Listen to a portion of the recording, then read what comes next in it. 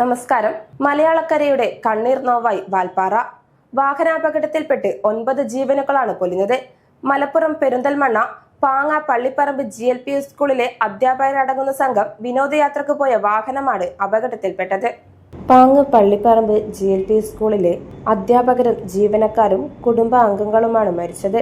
പരിക്കേറ്റ 4 പേരിൽ 3 പേരുടെ നില ഗുരുതരം. വെള്ളിയാഴ്ച പുലർച്ചെയാണ് 13 അംഗ സംഘം പള്ളിപ്പുറത്തുനിന്ന് യാത്ര തിരിച്ചത്.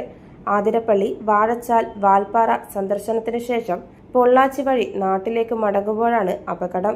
വാൽപ്പാറ പൊള്ളാച്ചി 13ാമത്തെ ഹെയർപിൻ വളവിൽ നിന്ന് 800 അടി താഴ്ചയിലേക്കുള്ള 9ാം വളവിലേക്ക് പതിച്ച വാഹനം വശത്തെ ഭിത്തിയിലിടിച്ച് മറിയുകയായിരുന്നു. സ്കൂൾ പ്രധാനാധ്യാപിക പുലന്തോൾ പാലൂർ പുരത്തിയിൽ P അജിത, അധ്യാപകരായ കൊളത്തൂർ പൂമുള്ളിക്കര ആശ, ചേണ്ടി മഞ്ഞമ്പള്ളി വീട്ടിൽ റംല, ഈസ്റ്റ് പാങ് ആലുങ്ങൽ സുഹറ, മജീദ്, സ്കൂൾ പാചക തൊഴിലാളി പള്ളിപ്പറമ്പ് കളത്തിൽത്തൊടി സാജിദ, പാങ് GLP സ്കൂളിലെ അധ്യാപിക, ചേണ്ടി കടന്നമുട്ടി വലിഞ്ഞിപ്പുലൻ വീട്ടിൽ ഷക്കീല, മജീദിന്റെ ഭാര്യ റുക്കിയ, സുഹറയുടെ മകൻ ഷിഹാം എന്നിവരാണ് മരിച്ചത്.